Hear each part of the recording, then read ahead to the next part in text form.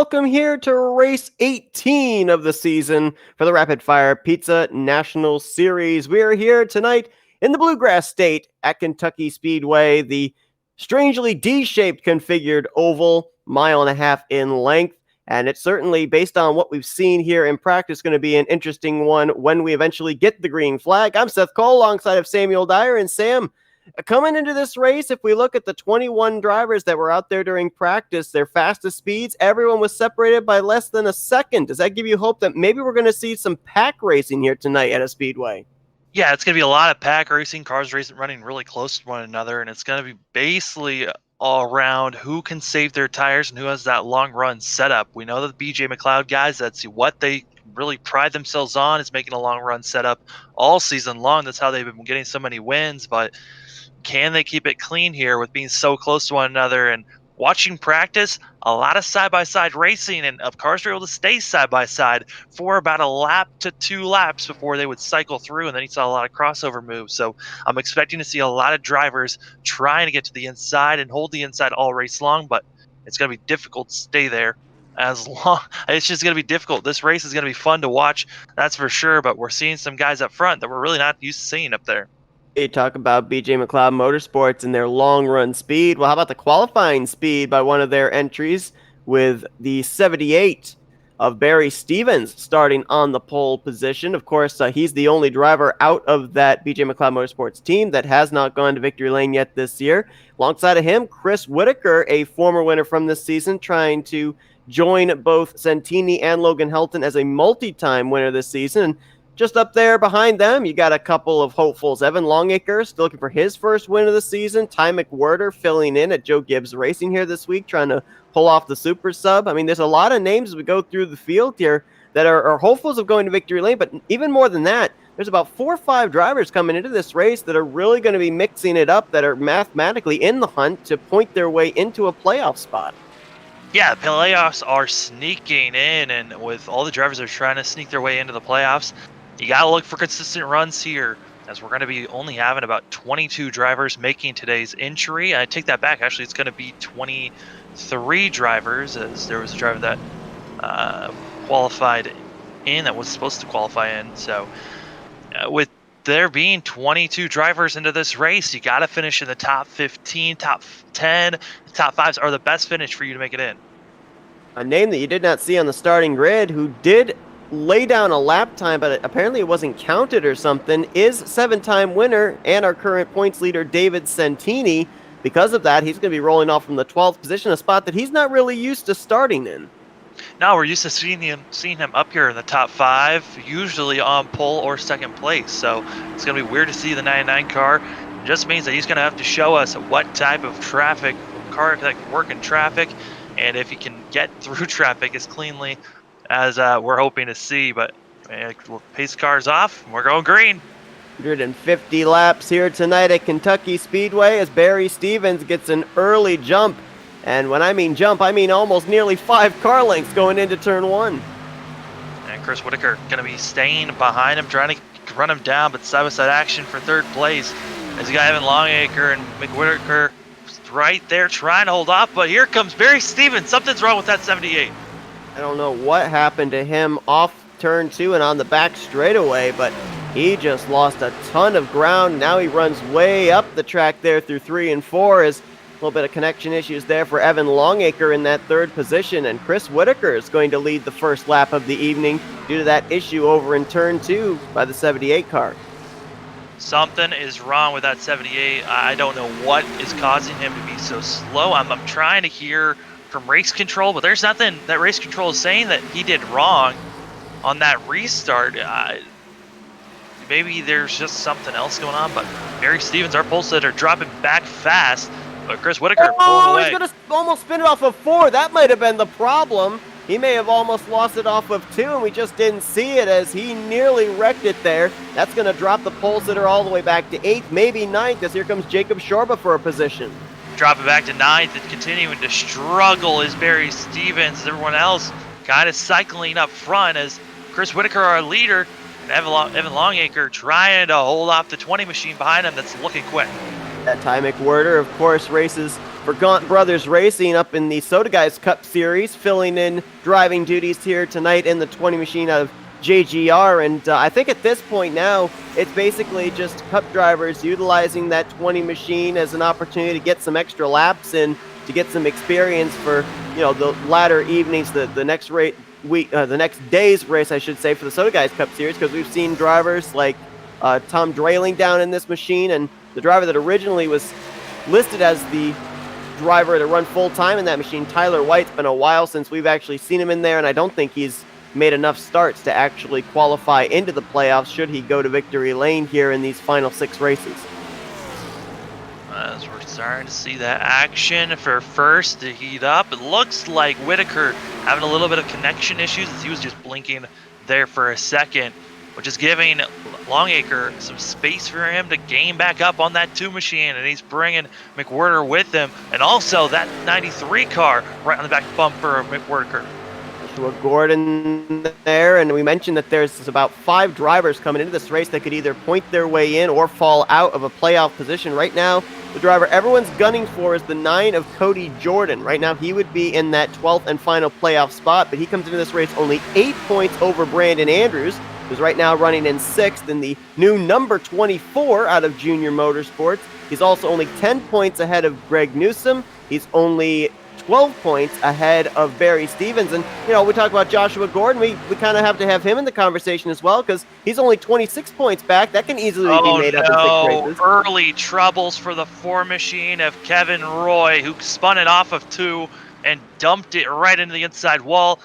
It looked like he was running high, got a little bit of help. I think that might have been from the 9 machine. It was from Cody Jordan. Got a little bit of bump from the 9 into the wall, and both of them go around. Issues for the 9 and the 4. A lot of left rear damage, a lot of left front damage as well to that switch Chevrolet of Cody Jordan. And those 2 drivers come into this race, as far as the playoff points are concerned, 10th and 12th. Jordan is right there on the bubble as far as the 12th position in the standings. Kevin Roy was only 49 points ahead of the cut line coming into this one, as we've had an exchange for the lead. Evan Longacre to the front.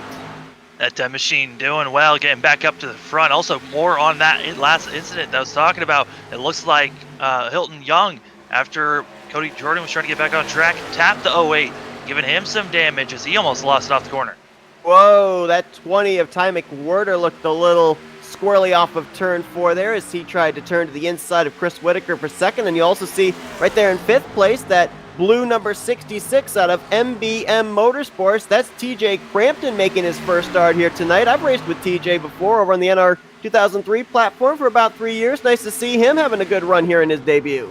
Yeah, doing quite well here in 5th place and mixing it up here with this top 4 cars that are all just right there trying to make a move, as I'm surprised to see Whitaker having issues dropping back the way he is. Definitely is, as he's not been able to hold the bottom. And you mentioned, Sam, before we even went live, about the fact of entering into these corners. These drivers wanted to utilize right there that black strip through the corners. You kind of want to straddle that with the right side tires. You don't want to go too far below it, and you don't want to go too far above it. Yeah, that's kind of the marker that you're aiming for. You don't really want to run above it. You can have either your left sides on that marker, or you can just, like I said, straddle around it. Really, that is your marker to get down below, at least touch that line once, and then you can drift up if you want. Colleague Racing is still looking for their first win this season as a team. Right now, Evan Longacre out in front. The team that has dominated here for the last 8 or so weeks.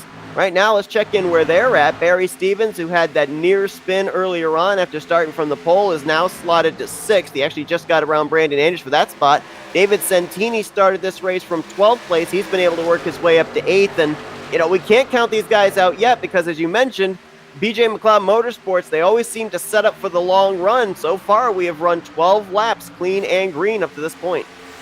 Well, our leader, Evan Longacre, he's loving the action behind him as everyone's staying side by side.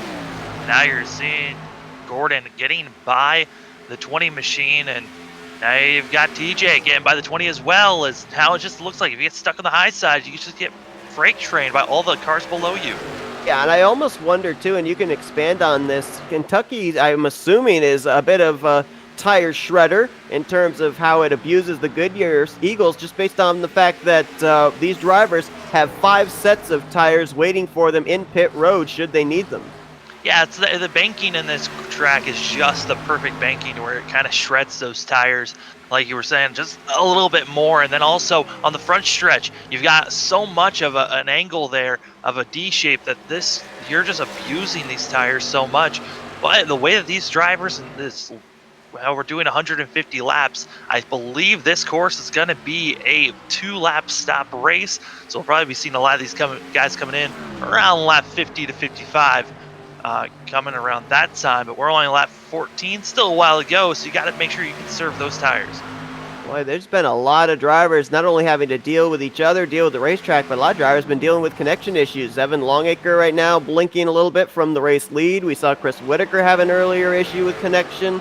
Ty McWhirter's been blinking a couple of times. A couple of other guys further back in the field, like the 21 of Kyle Payne's also been blinking. I don't know if there's something going on with the iRacing server or not, but seeing quite a number of drivers have some connection problems here. And of course, that's not a good thing because especially for these guys run up at the front, your connection issue gets too bad, you fall out of the race, it's going to be very difficult to get those laps back. Yeah, Kyle Payne, like he's trying his best out here to run as well as he can, but he's probably our biggest loser so far from the drop of the green as he started 9th all the way back to 17th now. But he's running, I believe it was given the best scheme of the week in that 21 machine.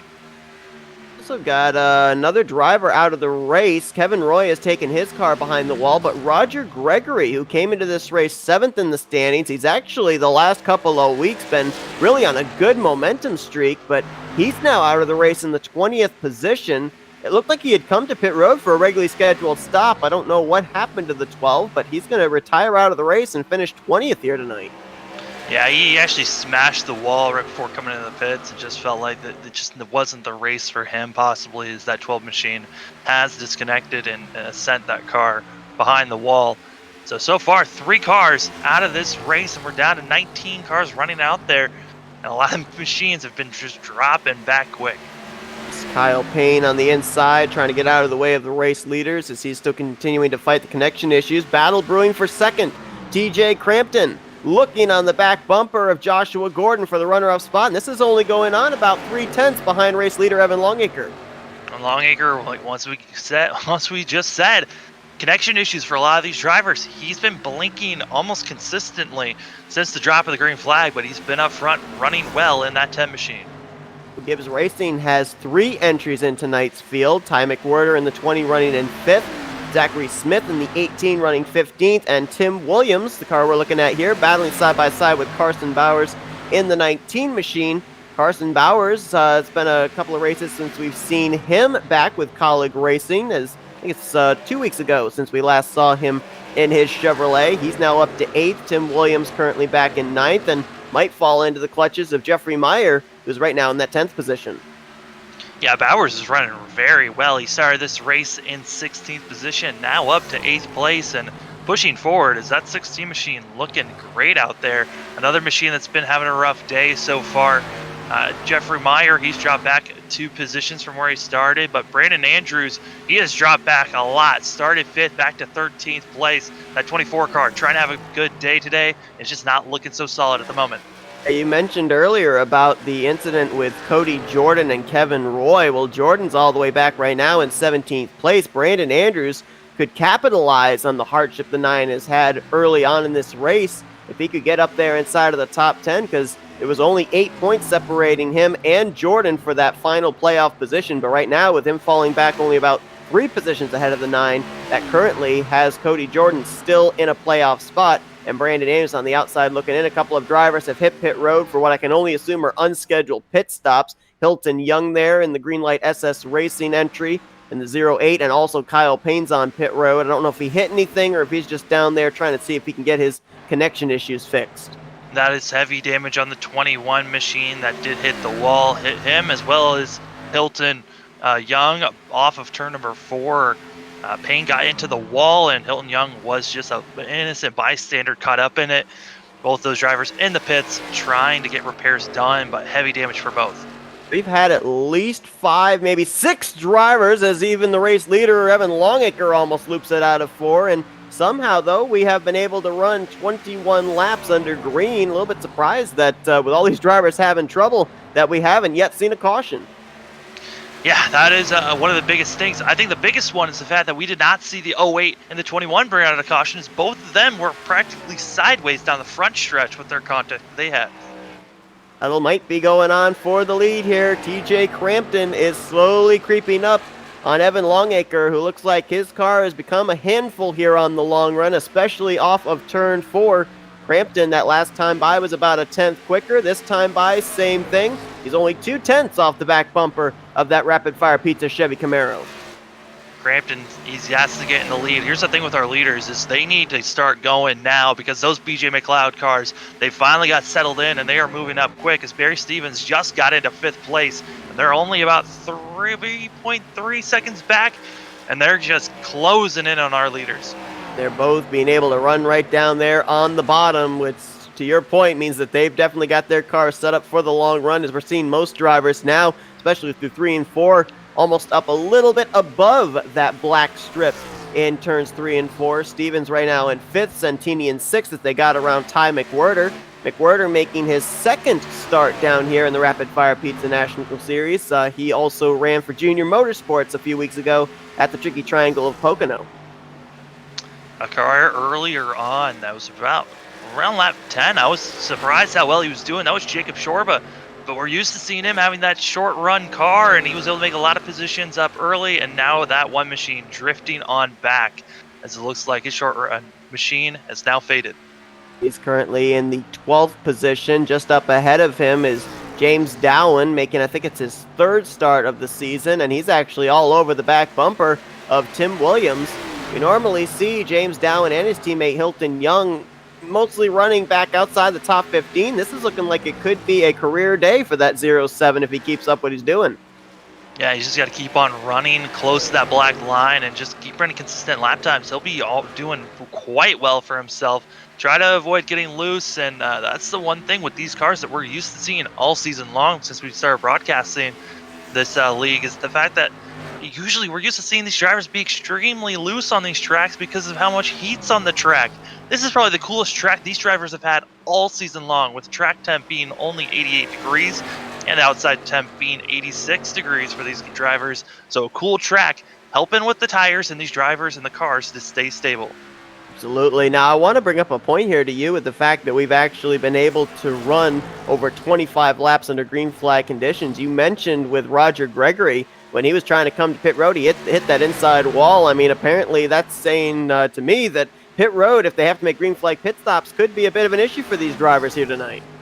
Well, it's going to be a little bit of an issue, but with the Roger Gregory, it was more so the fact that he actually hit the wall before he came into the pits. It was not a scheduled pit stop for him. He hit the wall, it kind of bounced him into the pits, and it's just too much damage for that 12 machine to continue on. As we're starting to look forward, as Barry Stevens, he is closing in quick on these guys as he's closing in on second place, but our leader, it has changed. 66 up front. TJ Crampton to the race lead, and look at the amount of space he put between himself and Evan Longacre just down the back straightaway alone after making that pass, about 2-3 car lengths now off of turn number 4. And to your point, if you're TJ Crampton, you've got the lead now, you've got that clean air, you've got to start laying down lap times and pulling away from those BJ McLeod cars back there in 5th and 6th, because they're running almost similar pace to our top 3. I'm looking at this, and Crampton ran that last lap 4/10 faster than our leader, and about 2/10 faster than everyone else, if not faster than them. So Crampton, one of the fastest cars on track, and is pulling away quite well with 3/10 gap between himself and second place of Longacre. Longacre that time was a little better out of turn 4, but then looked like that car got a little loose on corner exit, so he's not letting Crampton yet necessarily get away. And the one thing you see right there is he's going to jump up there to that outside line, that second groove going through 1 and 2. Obviously, here tonight with the cooler track conditions, I think that even more is going to exemplify the driver's situation of aero tightness running the draft of somebody else. Yeah, aero tightness is something that really affects these drivers. It's when you're following suit someone, and when you come into the corner, you just carry too much speed than what you're used to, and maybe you let off a little too late, and it just drifts and pushes your car up a lane or two, and it just makes your car just plow in the center of the corner. As I'm looking at lap times and where people are running, I got to give credit to our leaders. They are pulling away from the BJ McLeod teams. What once was about 3 second gap from the drivers that were back in fifth place, it's now almost 5 seconds difference. So TJ Crampton is doing well, and also is Longacre. Barry Stevens right now in fifth, and Teeny currently behind him in sixth. And even if we see them back in these positions, we see them usually be able to charge right up there to the front. But currently, and to your point, in terms of lap times, the top two at least are running, if not equal, a little bit better lap times here on the long run. So that this could be the one race where we're going to see some of our full-time Cars in drivers the maybe. pit. We've got the 2 machine and the 38 both diving into the pits. So maybe tire wear is a lot more aggressive than what we initially thought. If we look at our race leader, TJ Crampton, I mean, his fastest lap was a 31.6. He's now running 33.4s. So that is about a second and 8/10 difference between a lap he laid down earlier in this race and a lap he laid down now. So this may be as much as 2 seconds to be gained on fresh tires. However, Kentucky's a mile-and-a-half track, so you're definitely going to lose at least one lap. The question is, can you gain that back on the fresh tires? Yeah, it was Jeffrey Meyer and Whitaker that came in, and just right now, Brandon Andrews pulling his car into the pits. So we're starting to see the drivers that feel like they want to pit now and to be able to really do the short pit to try to gain time, utilizing it at the moment. But some of these leaders are probably going to try to push it as far as they can fuel-wise. And cars that are pitting right now, this is turning into a 3 pit stop race, if not longer than that. If not more than that, I should say. So these drivers that are pitting early, this is a bold move on their part. You talked about the possibility of this being a two-stop race. I mean, would the fuel window be open if these guys are calculating from the end of the race to the beginning of the race, kind of doing it backwards? Would this be the fuel window where they'd be able to then make it on just one more pit stop after this?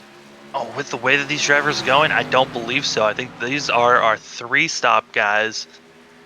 Just based off of the calculations I was making on fuel windows, it was looking like the fuel window was going to be anywhere from 34 to 55 laps. And these drivers came into the pits around 32 as Tim Williams making contact. Oh no, caution out. The 9 of Cody Jordan as well up there against the outside wall in 3. Oh, Tim Williams trying to get around the 9 machine. No! Oh! 39 of Greg Newsom came flying in and clobbers the 9 of Cody Jordan as well.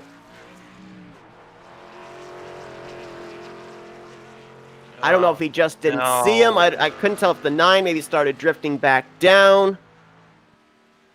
He was drifting down, but he was holding the brake and then started. The 9 machine was holding his brake and he started drifting down a little bit. And by that time, the 39 car was coming in way too hot. He already picked his lane. Oh, that is terrible for the 39 machine of Greg Newsom, his engine's blown, no front end.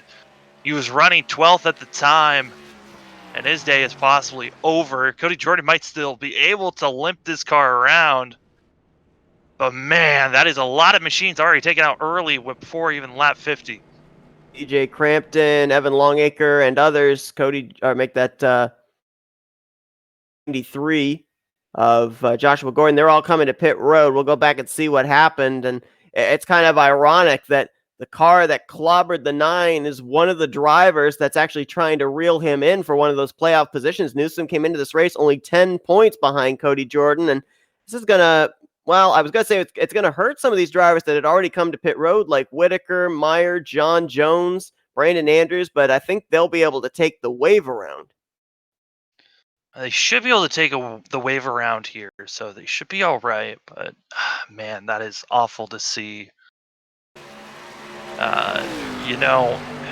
It's just one of those things where Tim Williams was trying to get around the 9, and then he lost it getting trying to get around him, and a shame to see. Like when he started to the left. The car then corrected back to the right and into the left rear quarter panel of Cody Jordan. And then as he's trying to get the car turned around, there's Newsom comes flying in. And that's certainly going to be the end of the day for that 39 machine. And Cody Jordan, who already had damage to the rear of his car, a lot more there to his Chevrolet Camaro. So a 3-car incident brings out the caution here for the first time tonight. We had managed to run about 35 laps under the green flag. So working our first yellow flag, and I think the one driver that really didn't want to see that caution was TJ Crampton, because I was going to bring up before the incident happened, I don't know if it was something he found or if it was Longacre was starting to fade, but there was about a second and a half difference at that point between the 66 and the 10 for the race lead. Yeah, TJ Crampton he found something that was working fantastic. Usually his car was hooked up for that long run. He was able to stay low as Longacre was fading up. It's just a caution that he didn't want to see, and I think another machine that didn't want to see it was Brandon Andrews, who was running about 12th before he came into the pits and was trying to gain time, short pitting, and it just didn't work out, as he'll have to do a wave around to get back around. They got an update for the start of this race. I know we were confused about what happened to Barry Stevens at the start of the race. Turns out he actually jumped the start, and to give back that time, he decided to put his car on the high side to let cars by.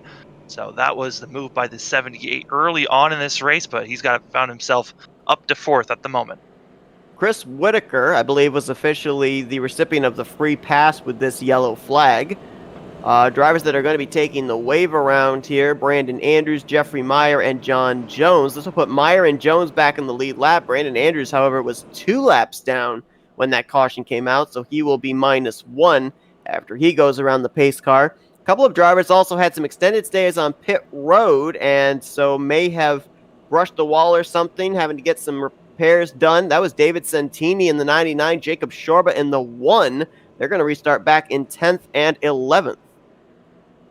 Yeah, shocking to see the damage for the 99 machine, who we're used to seeing have really consistent runs of keeping this car stable and not getting into the wall. So surprising to see that. I will say, though, the 9 machine was able to get back out there on track. Cody Jordan right now running 14th, and it might look like a destruction derby machine, but that 9 machine is still chugging along.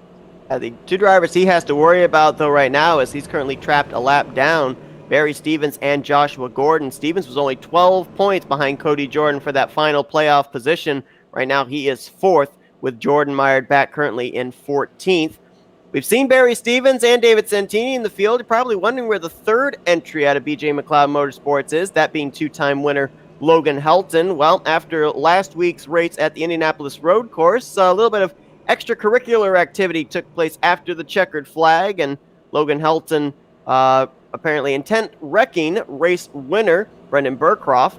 Therefore, he was parked for this race and actually did not get scored for last race, which also has a huge bearing on playoff points, because he came into this race about, I think it was 47 points behind teammate David Santini for the overall points lead.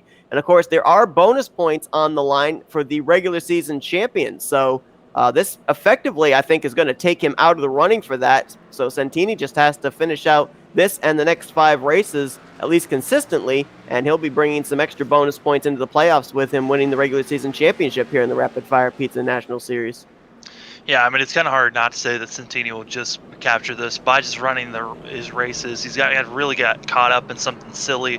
And this is the thing I was kind of nervous about when right before we hopped on the broadcast. The fact that Santini was starting in the middle of the pack. It's a dangerous place to be, and it's kind of different from where he's been at all race long. He might not be used to racing super hard around some of these drivers, because we've seen him only up front racing all season long. So 99 machine has to figure out how to get through traffic and dealing with that dirty air, and I think that's why we're not seeing him up front, is the struggle of the dirty air right now.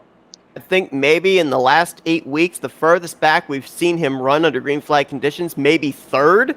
So this is definitely a different type of race that we're seeing here. And I don't know if it's necessarily one of these factors or maybe all of them. You brought up the fact that he started pretty deep in the field here, tried to lay down a lap. Apparently it was disallowed. He's also having to deal with dirty air that hasn't really been an issue for him for most of the weeks that we've watched him race. And also, the other thing I think that maybe would come into play also is the fact that I don't know why, but it almost seems like maybe BJ McLeod Motorsports has missed it on their setup here tonight. They haven't really had that dominating long run speed we've had them see them have at the other speedways.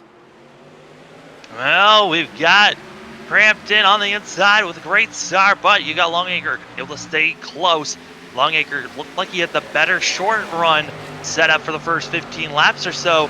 Can he get it hooked up, or does Crampton figure out something under pits, because he is pulling away like a rocket ship? He is gone. The battle's going to be for second. Joshua Gordon looking to the inside of Evan Longacre. Matter of fact, Gordon is looking for his first top 3 finish since all the way back at Charlotte when he finished third there at that mile and a half. He'll slide by for second place. Here comes Longacre's teammate Carson Bowers, as well as the 20 of Ty McWhirter. They were almost 3 wide off of 4. And behind them, you got Barry Stevens and Zachary Smith that are trying to take any opening they can. As Barry Stevens going to get under Bowers and trying to push that 16 car up just a little bit to get as much space as he can.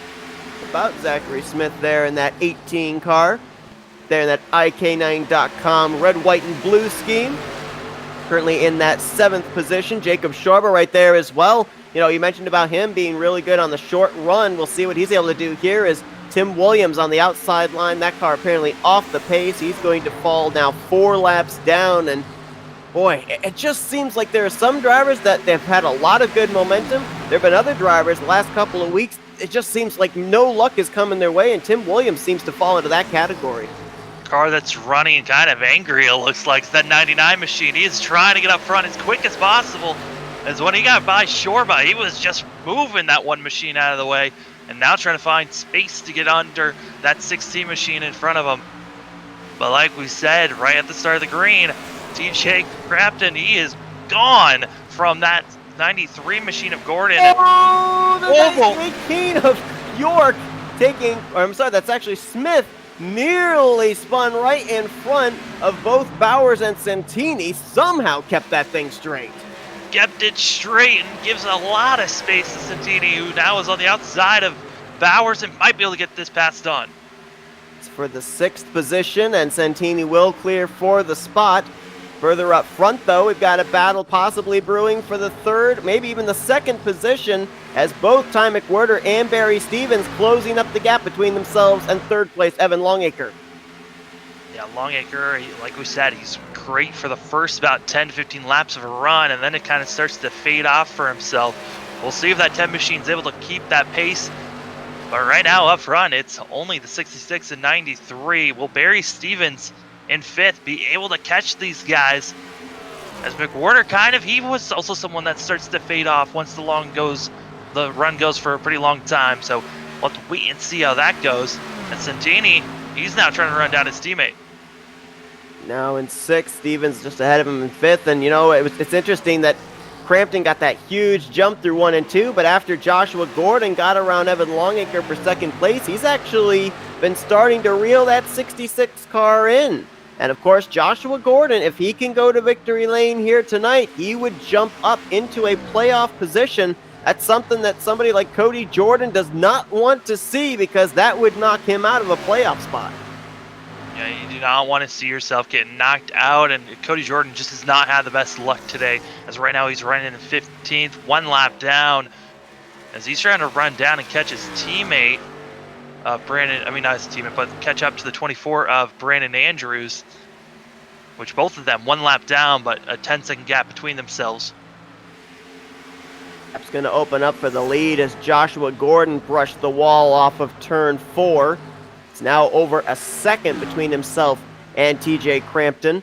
Crampton about to catch up. I believe that's to Tim Williams again in the 19. Right now we've got 5 cars that are scored off the lead lap, 3 of them on track. Brandon Andrews, Cody Jordan, 1 lap down apiece. Williams currently 6 laps down, about to go a 7th lap down when the 66 catches him. 2 cars remain on pit road trying to get damage repaired and at least get back out there and salvage something. Greg Newsom in the 39, he's been on pit road for nearly 11 minutes. Hilton Young's been on pit road for over 20 minutes. Both of them right now scored in 17th and 18th place. Looking at lap times, one of the faster cars that's not up front is going to be Dave Santini. who just gets by Barry Stevens. Stevens kind of made that easy, letting his teammate go on by, as the 99 machine looks like he is hooked up, and that damage that he once had and it being repaired has helped that 99 machine get more hooked up and ready to go, and they might have put in some adjustments to help out with this shorter run.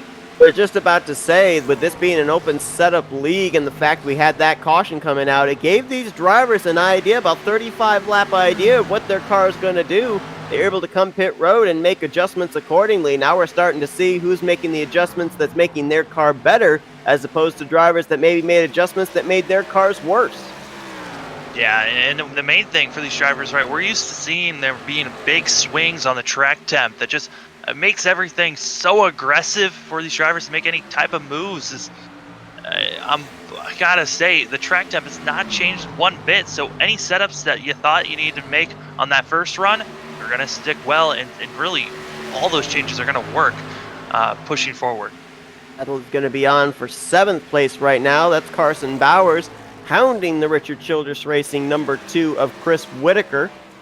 Whitaker started this race up on the outside of the front row and kind of faded back early, has not been able to make his way back up into the top 5 since, as Bowers tries to get the run out of 4, can't quite do it. These two have been nose to tail for the last 3 laps or so, and they're actually side by side behind them for spots inside of the top 10. That's Zachary Smith making a move. He'll get to 9th place over Jacob Shorba. Yeah, Shorba trying to make a move, but just not able to do anything, as he's going to lose that position in front of them. You got Bowers thinking about getting under the 2 machine, but 2nd place, Gordon, he is having issues as Longacre has caught up to him, and that gap to the lead is over 2 seconds. And you saw earlier that he brushed the wall. You got to wonder if maybe that's playing a factor into how he has dropped back into the clutches of Evan Longacre. And not too far behind them, you got Ty McWhirter and David Santini. We might have a 4-horse race for this 2nd position in just a moment. I'm looking at lap times, and got to give credit to Santini, as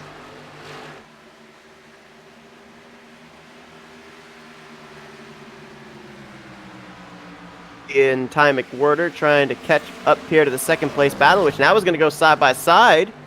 Evan Longacre is going to take the spot away. Drop Gordon back to 3rd, but 2.5 seconds behind race leader TJ Crampton. And you kind of wonder, just based on what we're seeing right now out of David Santini working his way through the field, on a restart, I would love to see the 99 and the 66 stacked up against each other.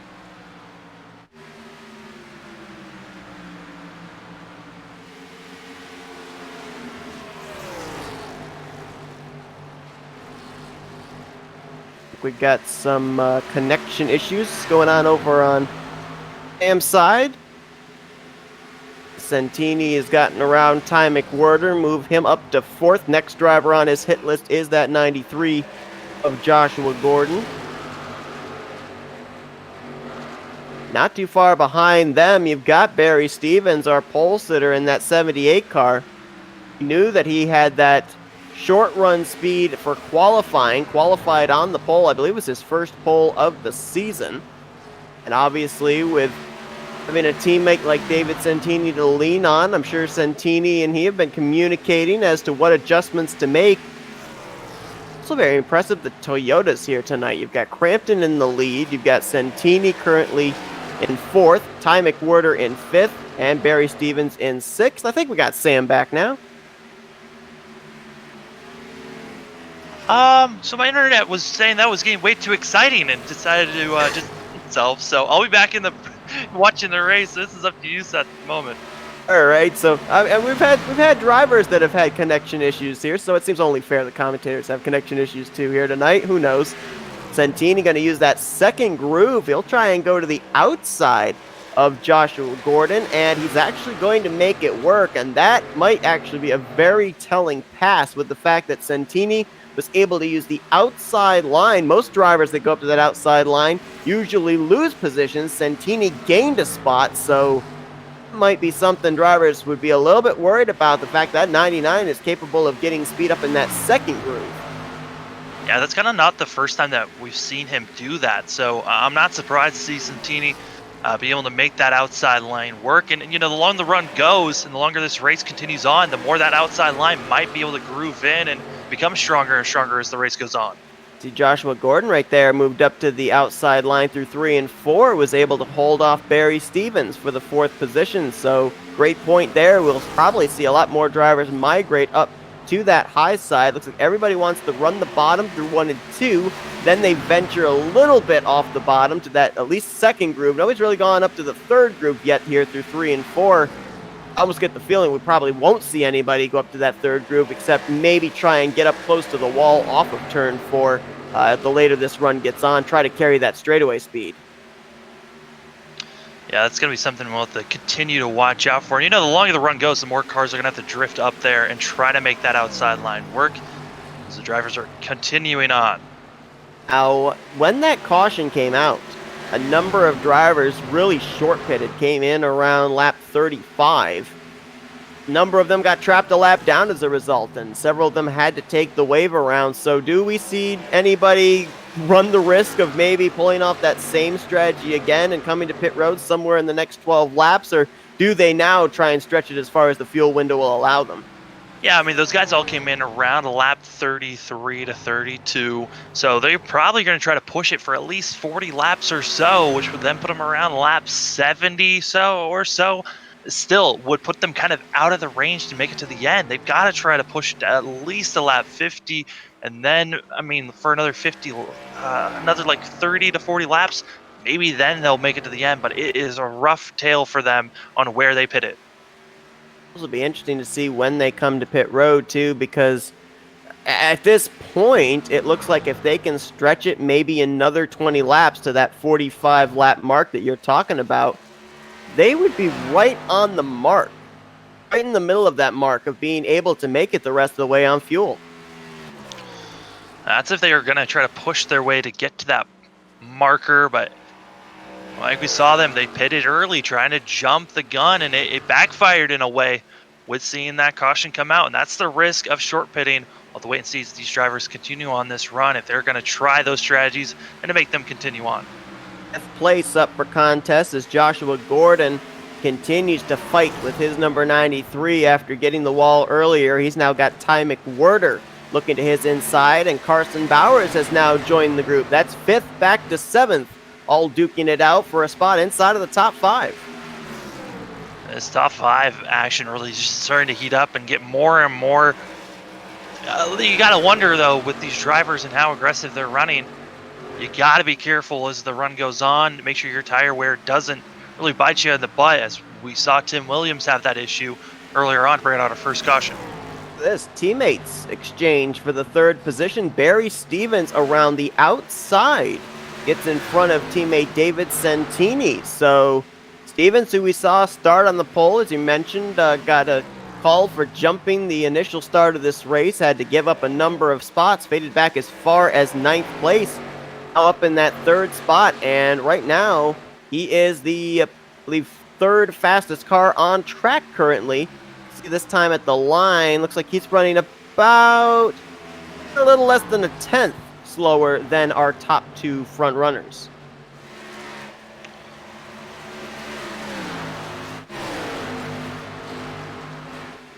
And McWhirter, this 2 Chevrolets and a Toyota, almost 3 wide. Ooh, Carson Bowers thought about it. He is to the left rear quarter panel just for a moment there through the middle of 3 and 4. Backs out of it though, as McWhirter and Gordon will go side by side for 5th place. Carson Bowers waiting to see which lane's going to move. Yeah, Bowers trying to make a great day today. I mean, he didn't qualify where he wanted to, but he did show pace during practice, and still trying to get a great finish to help himself out with points. He's right now, with where he's running, he is going to be in a good point situation because a lot of drivers behind him in the standings, well, even ahead of him in the standings. I mean, Roger Gregory and Kevin Roy are out of the race. They were in the 2 positions ahead of him as far as playoffs are concerned. Tim Williams has also had issues. He's currently 7 laps down. He was also ahead of him in points. And drivers that were behind him trying to snatch away a playoff spot, Cody Jordan, Brandon Andrews, Greg Newsom, they've all encountered some problems here in the first 70 laps. These drivers are kind of getting closer and closer to when they might be seeing some cars coming to the pits. It's going to be interesting to see if these drivers, if anyone's going to try a short pit again, or if they're going to try to continue to push their car to the limit, as it looked like that was what our initial group of leaders were trying to do. You know, we stress about what's going on as far as the playoffs points-wise more than win-wise, and I think it's more important than ever, especially with what's been happening here in the past 2 weeks. You had Brendan Burcroft coming in a one-off for Stewart-Haas Racing, going to victory lane last week at the Indianapolis Road Course. He's battling for the championship up in the Soda Guys Cup Series, so that win was kind of null and void as far as playoff implications. And right now you've got TJ Crampton in his debut. Jacob Shorba getting extremely loose off of 2. Able to keep that one machine under himself, but man, Jacob Shorba almost threw this race away. Going back as far as Crampton, I mean, you know, this is his first start. More than likely, with only 6 races, including this one, remaining in the regular season, even if he won this race, he wouldn't be eligible for a playoff spot either. So, puts even more stress on those drivers trying to point their way into the playoffs. Yeah, it's been fun. I mean, we got Crampton this week, and then last week, Burcroft came in and got that win, and is showing, hey, there is pace out here, guys. You can find it, and that these BJ McLeod guys are beatable. I think this is really just giving a lot of hope for other drivers. Speaking of BJ McLeod, 3rd and 4th at the moment. Yes, they are, and that last time by, Barry Stevens was a little bit faster than Evan Longacre. He is starting to reel in that 10 car as Santini, was hard to tell, may have brushed the wall there off of turn 2. Remember when he was on pit road under the only caution so far, he had an extended stay on pit road to repair some damage. So he does not want to have that same situation here again, especially if he has to make a pit stop under green flag conditions. Now, went back to see if he did brush the wall, and just looked like he got extremely close to the wall. Did not brush it, so he should be all right at the moment. Looking further back here, and some other drivers that are starting to maybe reel in. Santini, Carson Bowers was able to get around both Joshua Gordon and Ty McWhirter, so he's now up to 5th. There's McWhirter in 6th, and Joshua Gordon currently trying to hold on to that 7th position. Then you got to go about 2.5 seconds back, and that's where you find this battle going on for the 8th position. That's Zachary Smith trying to reel in Chris Whitaker in the 2. Yeah, Whitaker just made the pass on the 18 machine and made it look easy through 3 and 4. So I think the 18 of Zachary Smith just gave that position to Whitaker there. As I think the 18 was just having some issues as the 2 car got loose off of 2. Whitaker, the only RCR car in the field, but he's locked into the playoffs after a win earlier on this year at the high banks of Talladega Super Speedway. We move a little bit further back up towards the front, and right now the best battling is going on between these 3 cars, Carson Bowers, Ty McWhirter, and Joshua Gordon. And as they've been battling amongst themselves, they are closing in. Santini's in danger of maybe falling outside of the top 5. I don't know what's going on. He just brushed the wall there off of 2 again, but that car is not what we are used to seeing on the long run. He's got his hands full. Yeah, we've been seeing that with a lot of drivers. It's just the exit has just been super tight, and you kind of get loose through center, and then it tightens up when you're coming off and just throws you into that outside wall. It happened to Whitaker a couple of laps ago where he got into the wall off of 2. So it just seems to be a regular occurrence for a lot of these drivers. It's the ones that can stay low and keep that car snug that are really running well up front. And that's what we're seeing from the 66. Young, his left side's got down on the yellow line through 1 and 2. He almost drifted up into David Santini. That shows you right there the difference between fresh tires and worn tires. These guys have all been out there anywhere from 37 to 42 laps on the sets they've got underneath them right now.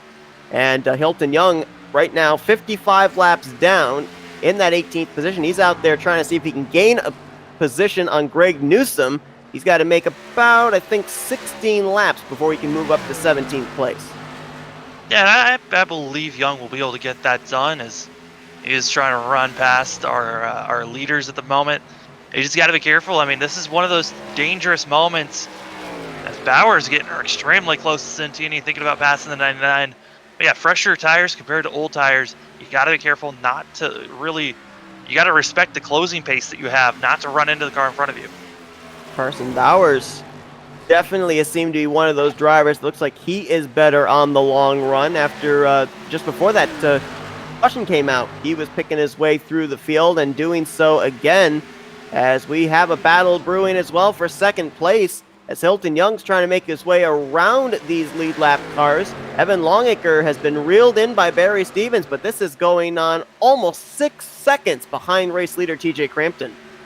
Yeah, Crampton's he's kind of checked out from all of this issues, and it looked like Young was just trying to get by Longacre, but it was causing Longacre to slow down because they were side by side, and the challenge was making the 10 machine lose pace and lose time, which is bringing in Barry Sanders, and still Young is still there with those fresher tires trying to figure out how to get by these guys or just to back off and let them go by as he charges in, almost right into the 78.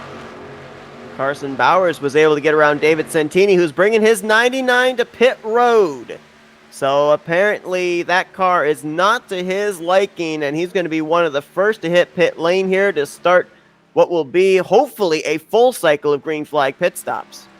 I'm not surprised to see the 99 pulling it into the pits. He just looked like he was running not comfortable, and it looks very upset. Other machines into the pits is going to be Jacob Shorba. He's pulling it in. Another car that actually started this cycle was going to be Jeffrey Meyer, who came in last lap. We'll see if others are going to duck onto pit road here in the next few laps. As Evan Longacre looks in his rearview mirror, still sees Barry Stevens, and there's Carson Bowers back there in the 16 car. Right now, Carson Bowers, he's the second fastest car on the track right now. He's running lap times almost similar to our race leader, TJ Crampton. He's only maybe about 200ths off as the two of Chris Whitaker ducks to pit road. Oh, this just must be so frustrating for our second and third place racers because they've got that lap machine of Hilton Young that's kind of just cruise control, but also slowing him down, running that high side, and they're just not able to get by him. It's so frustrating to watch, and you're just not sure what a lap machine's going to do around you. As I would be terrified as Barry Stevens, as that 08 has been running extremely aggressive, as he's on the apron now, finally letting him by. Yeah, not really running a very good Stevens line through the corners. There so he got kind of scary there for those guys. There. Oh, that was terrifying as the 78 got extremely loose off of 2. And Carson Bowers just like, are you okay, Barry, after that? Because that was a nerve-wracking point in time as now it looks like Carson is getting himself a little bit of internet problems for himself. I'm not sure if he was saying, are you okay, Barry? But if he did say that, then he was saying, okay, good, now I'm going to drive away from you.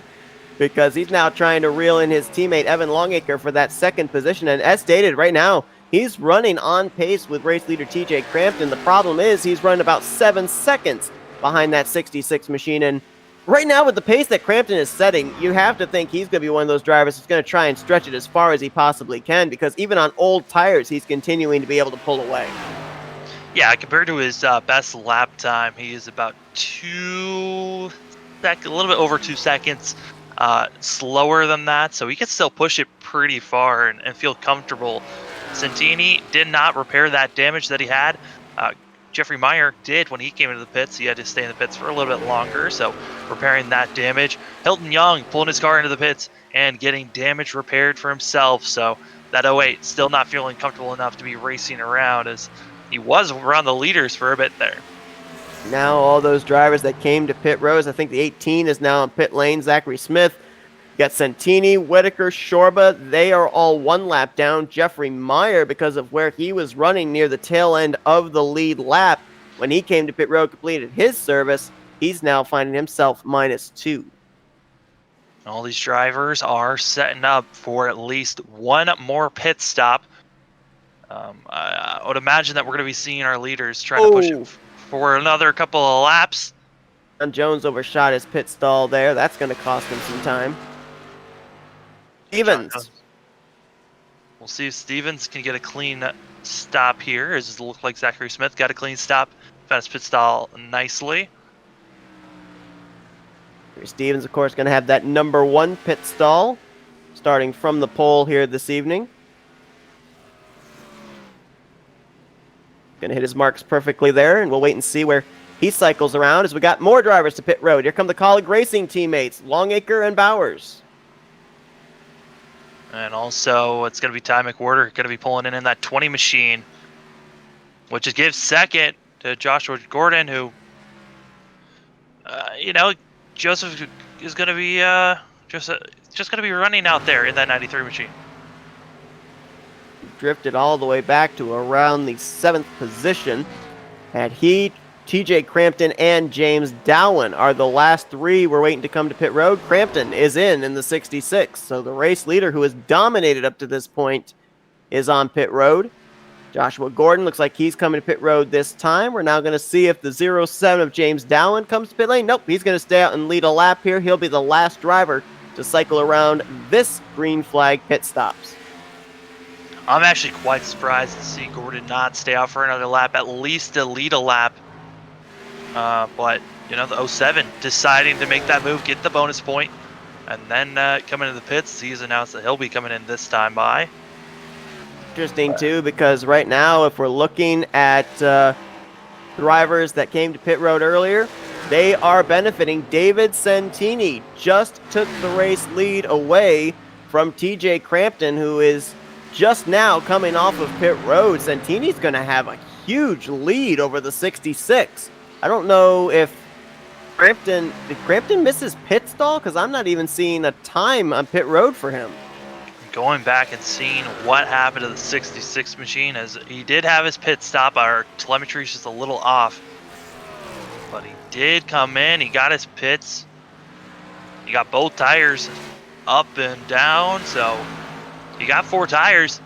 He's just back 6 seconds because we were seeing Santini. He was only about, I don't know how he got that much time gained, but he was out there for 8 laps and was able to gain all that time. And he's running about 1 second to 2 seconds faster than what our leader of Crampton was running at the time.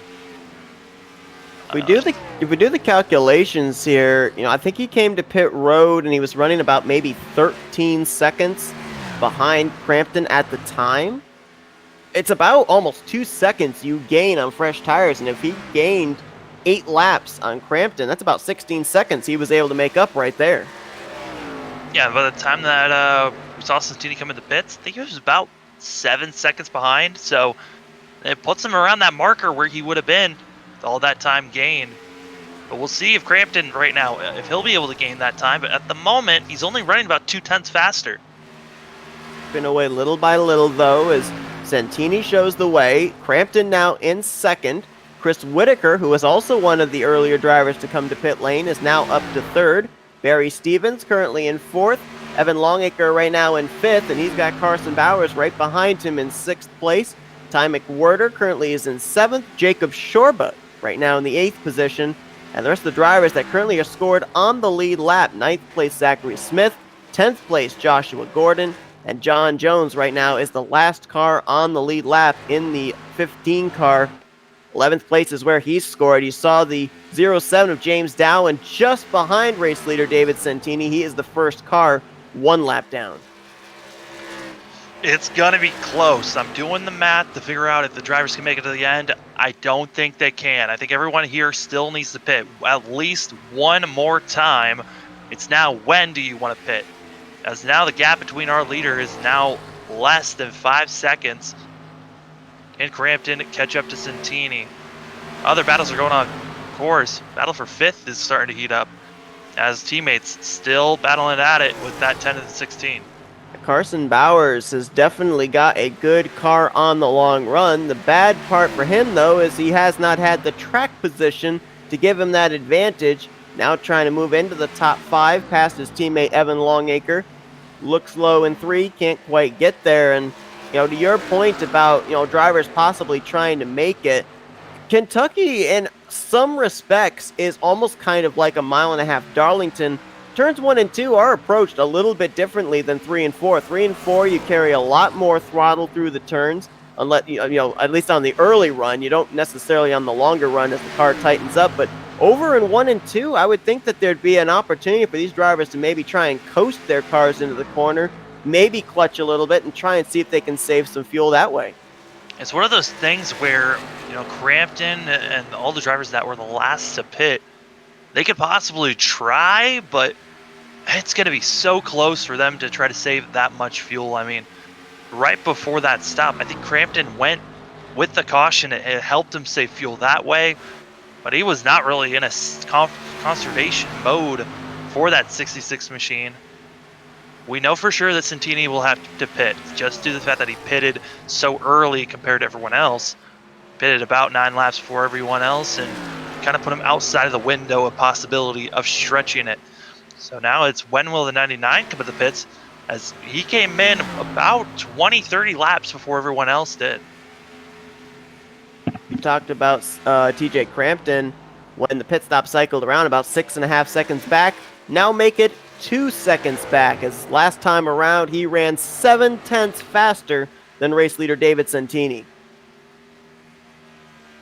And still watching battles on track, as now the battle for third is going on, but it quickly is gone as Barry Stevens able to cruise by the two of Chris Whitaker. About 5 laps difference between the 78 and the 2's tires. Whitaker 16 laps so far on his set, and Barry Stevens right now 11 laps on his. They're back. That battle continues for the 5th position between teammates, and while they've been battling amongst themselves, that's brought Ty McWhirter into this fight. Yeah, Ty McWhirter, these 3 machines all pitted at the same time and all pitted at the same lap, and they were kind of running pretty close to one another. McWhirter was about 2 seconds back when they first pitted.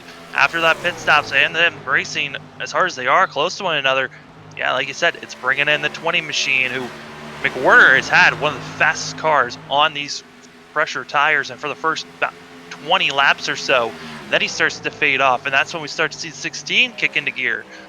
So, we're starting to see those short run and long run cars coming into play, and we're starting to just see the consistency of almost every single race here in the Rapid Fire National Series of you get an early caution and then a long green flag run. And we're about to have ourselves a lead change. The inverted numbers duking it out for the front, 66 and 99. It's going to be TJ Crampton going back to the lead. He ran Santini down from over 6.5 seconds. He's now back out in front leading this race. And, I find it interesting too, because week after week we see a lot of our Soda Guys Cup Series drivers come down here to the Rapid Fire Pizza National Series to kind of get some experience heading into that Cup Series race. The only driver that's down here doing that this week is the 20 car, Ty McWhirter. So you have to wonder what kind of an advantage he might have over his competitors in tomorrow night's 160 lapper. Yeah, I mean, usually when we talk to the guys that are coming out from the Soda Guy Series down here, as looks like Bowers in front of Werder is making the pass possibly here, as they're getting by Chris Whitaker, who Chris has been fading back. He was up to 3rd place at one moment, and that 2 machine, his tires look like they're gone as he is on 6th lap, older tires. But yeah, these guys that are going from the Soda Guy Series, coming down to the National Series, trying it out, getting that experience. It helps with tire wear, figuring out how to save your tires just a little bit better, and also just to get a better feel of the track. Any type of car on track gives you a better feel of how your car might react, and even if you're moving up to the A car. Whitaker going to drop back at least to 7th place right now. Joshua Gordon might have some company for 8th momentarily. Zachary Smith trying to reel him in. And up here, I mean, these 3, they've been around each other maybe for the last 50 laps, talking about Evan Longacre, Carson Bowers, and Ty McWhirter. Not necessarily all been running in these same spots, but they have been just about in the same vicinity of the track for a good portion of this race. Yeah, it's one of those things where you just find your racing buddy. It might be someone that you're rivals with. It might be a guy that you're just used to racing around. You just have the same pace, and you're just running around each other all race long. And sometimes it's entertaining, and it helps you really stay concentrated for the whole entire race, and you don't really lose focus. But at the same time, it kind of gets frustrating of, I can't get by this guy, or this guy just won't get off my tail. James Dowan was actually able to get around then race leader David Santini to get back in the lead lap. He has since gone by John Jones as well. Jones right now, last car in the lead lap in 12th, about to be put a lap down, courtesy of new race leader TJ Crampton. We are under 50 laps to go. The question is, can TJ Crampton make it on fuel, or will everybody have to be on pit road at least one more time before the conclusion of this race?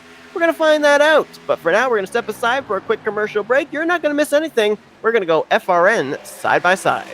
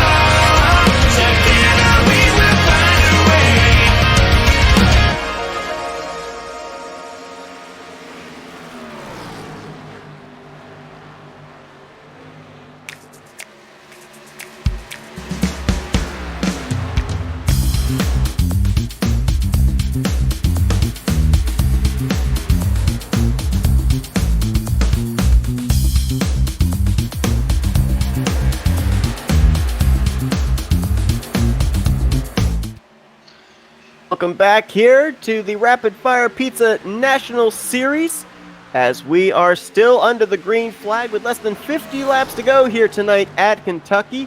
TJ Crampton, your race leader, but we've been watching this battle brew for that third position. Stevens, Longacre, and Bowers, you can throw a blanket over them.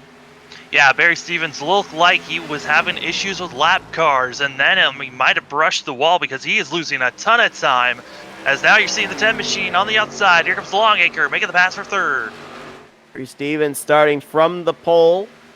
Worked his way now up to third, but in danger of losing that, in danger of dropping all the way back possibly to fifth as he's under fire from the Colleague Racing cars, and Longacre may have brushed the wall just a little bit there going into turn one.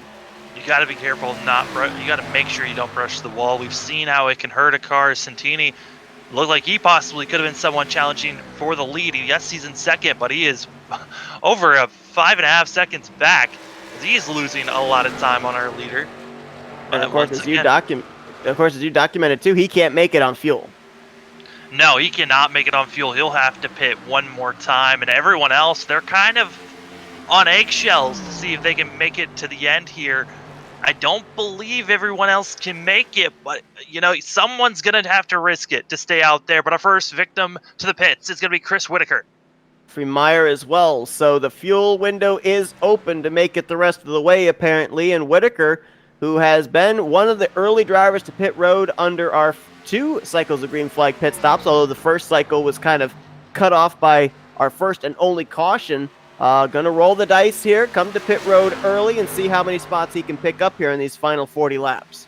And the car that is 1 lap down, John Jones, has just announced that he'll be coming to the pits. So he's one of those cars that were kind of on limbo if they were going to make it to the end, which already shows that everyone is going to have to pit at least one more time. Who is going to be the drivers that stay out there and who's going to short pit? As we saw David Santini, he was able to short pit and was up front for a good amount of time for almost about 10 laps. He had the lead and then he lost it. So when would short pitting be the best time for that 99 machine if he wants to win this thing, or does he push to the end? It's interesting you're mentioning John Jones coming to pit road because he is on a lap longer as far as his tires are concerned than the car we're looking at, race leader TJ Crampton. So that might, to your point, bring up the fact that everyone is going to have to come to pit lane. I think maybe the only other driver that is out there on less laps of their tires than everybody else, Joshua Gordon. He's about maybe 1 or 2 laps better on tires than TJ Crampton. And the 07 of James Dowan, he's about 3 laps better on his tires than the race leaders. So, if anybody rolls the dice to try and pick up a win fuel-wise, it might be one of those two.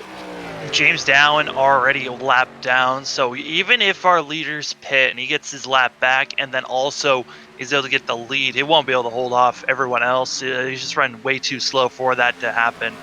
But everyone else is on track. When are they going to have to pit? Because we know for a fact Santini has to come in. He's going to be too many laps out there, and we know Crampton's going to have to come in at some point. Who is going to be the car that risks it all in short pits? Because I think short pitting is probably the best option out here. But you want to make sure you short pit, you get the time that you need, but also have enough tires to last and hold off of your leader. So I'm looking at this 16 of Carson Bowers because he's running right now about little less than 10 seconds behind race leader TJ Crampton. Much like we saw before the second round of green flag pit stops, his car is just a tick quicker here on the long run. Actually, the same can be said for his teammate in the 10, Evan Longacre. So if those two duck to pit road earlier than TJ Crampton, much like we saw Santini make up a lot of ground on the 66, they could make up a lot of ground time-wise, and then on the long run, maybe be equal with TJ Crampton. I'm going to say this is the funniest thing for radio chatter. I know it's not funny for John Jones, but every single time it sounds like he's saying, I'm pitting, our car gets under him so he's not able to. So this 15 machine, he's trying to find a spot so that he can come in and go, oh no! Longacre into the wall! Gonna save it though, as it's hard to tell if he got into John Jones or vice versa. He does keep it straight. We're still green, but that is a tough break for a driver that's been running up inside of the top 5 most of this race. He's confused on what happened. It might have been an equipment issue on his end on why that happened to the 10 machine as Bowers is trying to get through. John Jones got radio in. His engine might be blown up here soon because he is overheating after that contact with the 10 machine. Chaos up front ensues as we are coming to the last couple of laps of this race. Well, he's got a clear path to pit road now. It's about 7-8 car lengths back to Ty McWhirter, so he should be able to bring that 15 car, that now wounded 15 car, onto the pit lane. Looks like he is indeed going to come to pit road, but boy, that was a real near moment there off of turn 4. The 10 car was facing up almost 45 degrees into the outside wall. I'm actually really surprised he didn't spin in front of the field, and tremendous job there by the Colleague Racing teammate Carson Bowers not to run into that group as well, because he was right behind them. Yeah, Bowers is kind of trapped in an awkward situation as he's got the 38 below him with fresher tires trying to get by. That's Jeffrey Meyer who's going to get by the 16 and also trying to get by the 10 as in front of them, David Santini is into the pits. Shorba was on pit road a lap ago as well. And let's see if this is a move that might give David Santini his 8th win of the season. He comes to pit road for the final time here with 33 laps to go. Joshua Gordon is in as well. Zachary Smith in the 18. So, yeah, absolutely no one right now looks like they're playing the strategy of trying to stretch this on fuel. So it all comes down to when they decide to make this final pit stop. Who's going to have enough tires at the end? I think the marker that we're seeing Crampton go to is possibly around 130. Around lap 130, he might be coming to the pits, have 20 laps, just shootout time. Or he's also waiting to see if a caution will come out. He doesn't want to be trapped 1 lap down and have to do a wave around to get back onto the lead lap. So I would imagine these guys are trying to stay out there as long as possible. But at the same time, the longer you stay out, the more chances that, you know, if we stay green, the cars that have already pitted are going to have way too much of a gap. Barry Stevens to pit road, and Carson Bowers has been able to get around his teammate Evan Longacre for second place, but after that near wreck off of 4 and him having to check up plus having to wait to be able to pass his teammate for that second spot, he has lost some ground on TJ Crampton. So I say if you're that 16, definitely pit now. Get those fresh tire advantage. Cut that 11.5-second lead as much as you can. Because, I mean, as I said, both these cars, the 66 and the 16, they have been the two fastest cars on the long run and been running lap times pretty similar to each other. Yeah, but the long run is kind of fading away because you know that 66, I should say, is going to have the freshest tires and can run down everyone once the pits continue to the end, as there are only about 6 cars out here that still need to pit. You're just staying out there. You're giving all this time to the 99 machine, who's going to get the lead if you don't pit now. And Longacre, that damage that he sustained just really affecting him. Ty McWhirter just got around him for third. Longacre is going to bring his car to pit road now. McWhirter is in as well. Actually, our race leader, TJ Crampton, has now hit pit lane. Well, now short pitting is not an option. Maybe Bowers is going to try to stretch it all the way. I don't think it's possible, but you got to try something different here than what the leader was doing. You've had to slow down because of your teammate. You've lost time that way. Everyone else behind you is already pitted. Might as well try a different strategy than everyone else. And Carson Bowers comes into this race 11th in the playoff points, 44 points ahead of the cutoff line. That's not a safe margin with 5 races remaining, 6 if you include tonight's race. So I'm with you. Why not? Try and go outside of the box here, play an entirely different strategy, see if you can sneak out a win, because if you get that win, you head into those final 5 regular season races already knowing that you're going to advance into the playoffs. And you can see right there, there is the 66 of TJ Crampton, almost a lap down in front of him. So he's got a lot of track to work with, does Carson Bowers, if he decides to try and save it and stretch it. Santini wasn't able to do it. Santini had drifted too far back. And now that he's on the older tires, he's not going to be able to run down the 66 machine. It's rough to see for Santini, but I think he's not going to be getting the win here. It's everyone trying to stay in front of the 66. And, you know, James Dallin right now, less than a second and a half, less than a second at this point, to our soon-to-be leader if once everything cycles through. Carson Bowers, though, he is might as well stay out there, give it a try, because even if you pit, your chances of winning this race really out of question. Think Evan Longacre might have missed his pit stall or something, because I think he was just back on pit road again in that 10 machine. Maybe he got busted for speeding. That is a costly mistake. He spun off of 4, got loose, completely missed pit entry, and actually spun. I don't think he hit the wall, but he got really close to hitting that pit wall. He did not hit the wall, losing a lot of time as he didn't miss his pit box. He just couldn't pit because he missed the entry. Carson Bowers is on pit road now in the 16. That will turn the race lead over to the 66 of TJ Crampton, who right now is about 2.4 seconds ahead of David Santini. Santini, just a couple laps ago, was starting to chip away little by little of TJ Crampton's race lead, but now the gap is starting to open up just a tad more. We'll see where Carson Bowers actually cycles around. You mentioned about James Dallin. Looks like he might actually be trying to see if he can stretch it on fuel. The question is, how far back will he fall? He already lost a spot to Santini. There's Whitaker behind him. That's for third place, and there's going to be a lot more drivers on fresh tires trying to reel him in.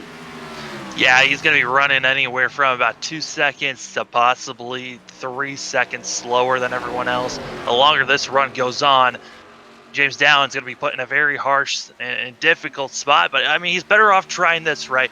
Stay out there. Try to make a run that possibly could save the fuel and finish better. What's your net gain going to be? As he was running around 13th place before he came into the pits. Right now, he could finish as well as 10th position if he does drop as far back as the tail end of the lead lap. So that would be a net gain of 3 spots here as Jacob Shorba, who is in the 10th spot, about to go a lap down to leader TJ Crampton. And Yeah, that gap between himself and David Santini starting to open up again, as that time by Crampton was 2/10 faster. It's now 3 seconds from Crampton back to Santini.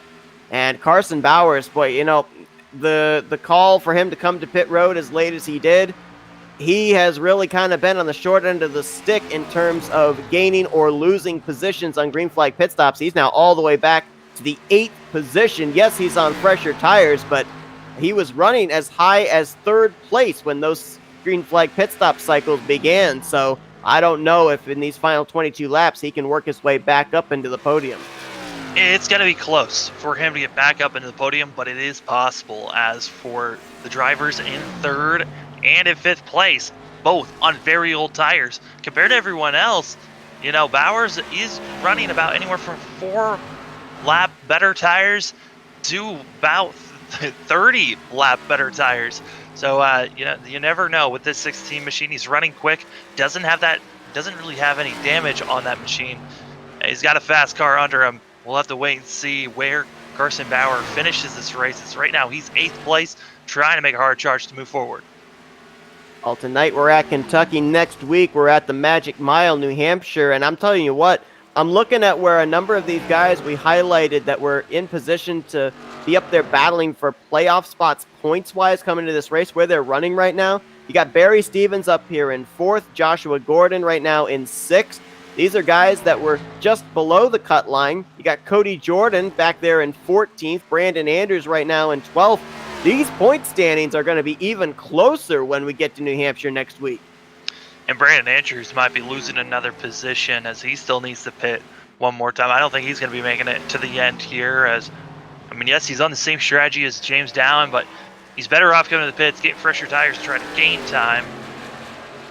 It's just a rough time for both the 24 and the 07, as I don't think James Dowling's going to finish where he thought he was going to, because there are about 20 laps left in this thing for him.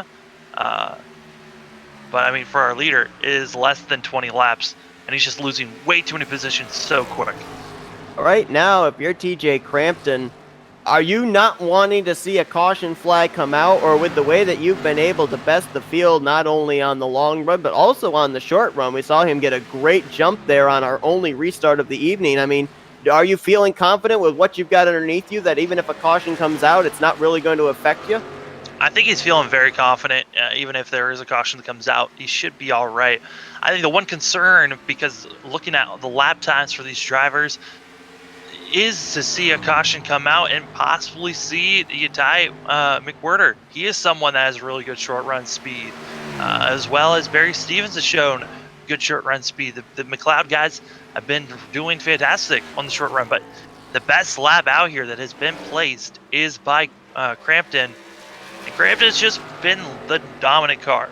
Once he got to the lead, no one else could touch this 66 machine.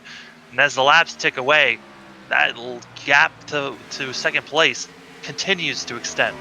And he really didn't show off this speed in practice either. I think he was around 8th on the speed charts. Granted, a number of drivers had gone out there and maybe tested out their qualifying setups, but it wasn't until the green flag flew that we really knew what that MBM Motorsports Toyota Supra was capable of, as battle for 3rd place. You mentioned about Ty McWhirter. He's now reeled in Barry Stevens. He's going to try and move into that 2nd spot. And these guys are running only about 8 seconds behind David Santini, and they're running anywhere from 2 to 3 tenths faster than that 99. So I almost wonder if maybe one of them could get up here and maybe take 2nd place away from the 99 before all is said and done. You were nervous about the 16 machine. He was 8th last time we talked about him. He is now passing and getting himself into the top 5. Carson Bowers moving quick, is getting by 2 drivers on the backstretch. You saw that battle between Stevens and McWhirter. They were heading into turn 3. This pass here for 5th place was just coming out of turn 2. So there's only about a straightaway between Bowers and a top 3 finish.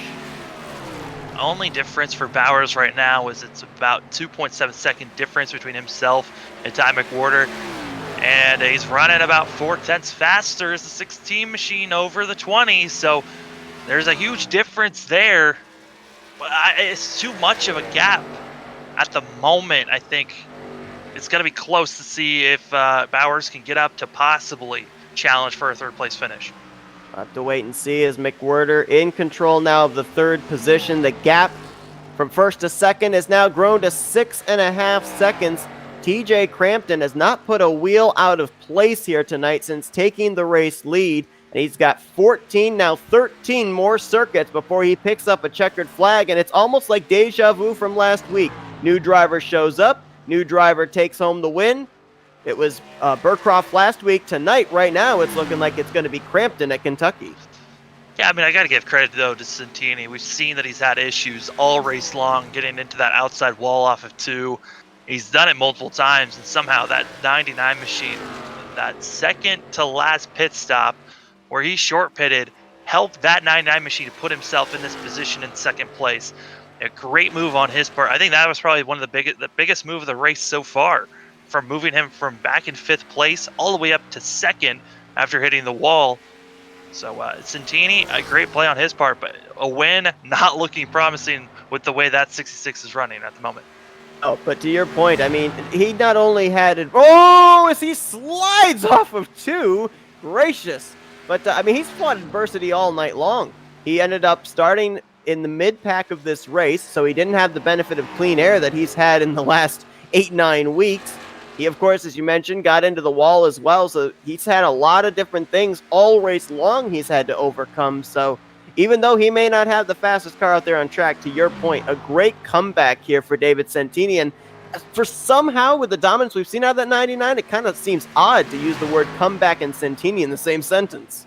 It really does. A car that's fastest car on track, though.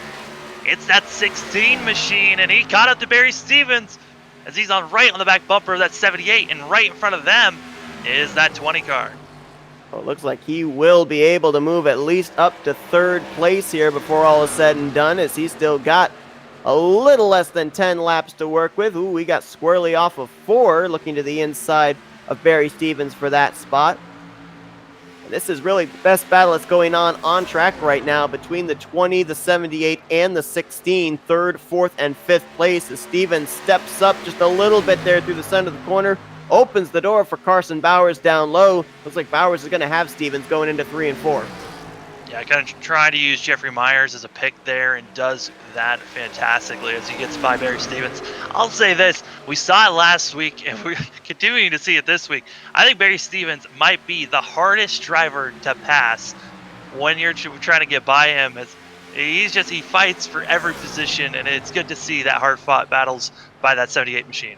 Ryan Newman of the Rapid Fire Pizza National Series is what you're saying, I guess, there. Stevens, though, I mean, a good run for him today, too, because he's another driver kind of had to battle early adversity. Started on the pole, but ended up getting called for a jump on the initial start of this race, faded back to 9th, and been able to work his way back up here. Looks like he'll finish in the top 5 here this evening. Oh! Whoa! Something happened up there. I don't know if that was Ty McWhirter that got into the wall ahead of the 16, but Bowers reacted and almost spun it off of 4.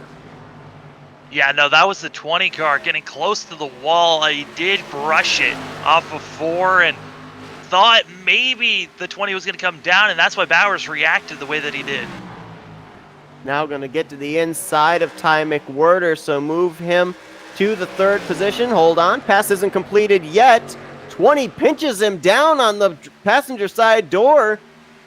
For the moment, going to stay side by side at the line, but it's fresher tires on the bottom with that 16, about 4 lap fresher tires. Yeah, the 4 laps just is showing the strength of having that fresher tires, running about 2/10, sometimes 3, at times even 5 to 6/10 faster. It just matters on how clean you're able to run through these courses. Is now Carson Bowers up to 3rd. This man started 16th.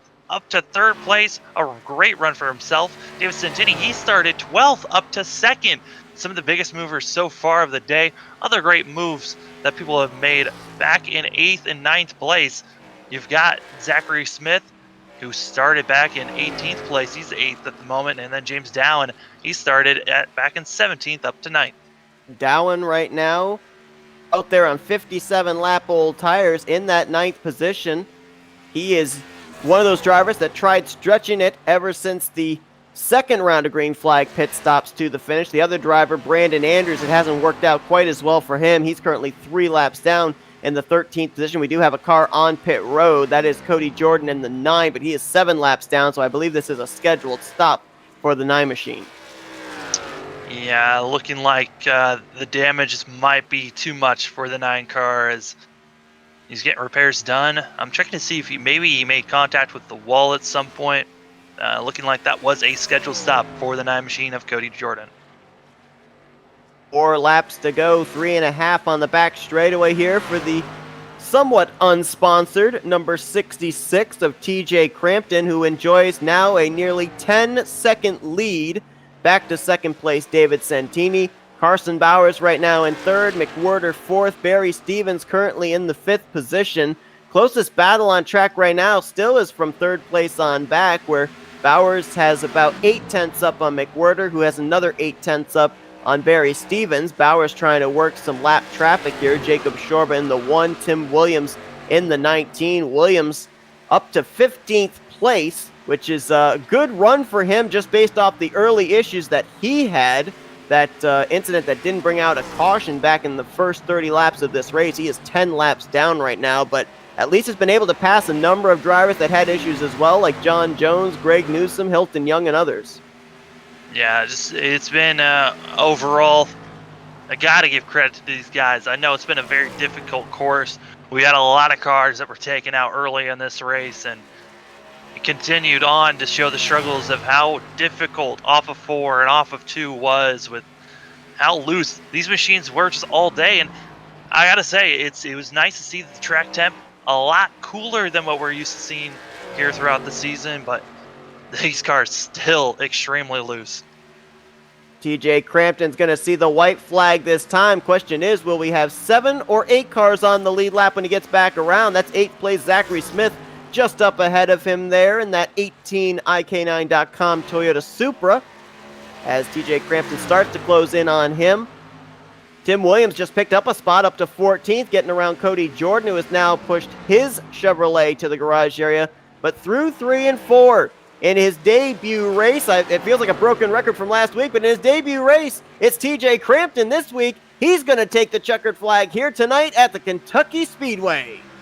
In dominant fashion, once the 66 of TJ Crampton got into the lead, he never gave it back. And man, that was just a dominant race by that 66 machine. How about MBM Motorsports putting their car in victory lane here in the Rapid Fire Pizza National Series? As TJ Crampton, to your point, absolutely dominating performance. He had a strategy when he wanted to come to pit road. It never swayed him. And he was able to reel in David Santini both times after Santini tried to play really maybe the only chance he had to try and get a win here tonight. That short pitting strategy as Crampton slides it down the front straightaway through the grass and will begin burning it down here in front of these Kentucky Speedway fans. As he does that, let's take a look here at the finishing results from this evening's event. Carson Bowers going to finish with the 3rd position. That's only his 3rd top 5 of the season. Ty McWhorter brings it home in 4th. It's going to be a lot of fun watching him tomorrow night, see what he learned here this evening that he can apply in the Cup race. And Barry Stevens, I kind of get the feeling that we don't talk about him as much as we do his teammates Santini and Helton, but there's no doubt that Barry Stevens has come a long way since we started broadcasting, been able to lean on his teammates, and it's been very consistent for the last 4 or 5 weeks. Yeah, he got that pole today, which is a great step. I mean, he showed that he has pace. He just needs to make sure he doesn't have simple mistakes like we saw at the start of today's race, and that really was the catalyst of him having to try to just grind back to get into where he was at. But a top 5 finish for Barry Stevens, great run for himself. And he came into this race 12 points behind that cut line of Cody Jordan. So be interesting to see if he was able to maybe work his way into the playoffs here this evening. As I remember a few weeks ago, he was over 100 points back, but the consistency has put him right up there into the conversation for a spot in the postseason. Joshua Gordon brings it home 6th. That's another driver that's going to gain some points on that cutoff line. Chris Whitaker finishes 7th. Zachary Smith did manage to finish last car on the lead lap in 8th. James Dowan made it on fuel. He finished in ninth, and Jacob Shorba completed the top 10. Yeah, I mean, Dallin, he stayed out there for a total of 62 laps, and a great run on his part because that was a net gain of about 4 positions, worth the risk, and it worked out for the 07.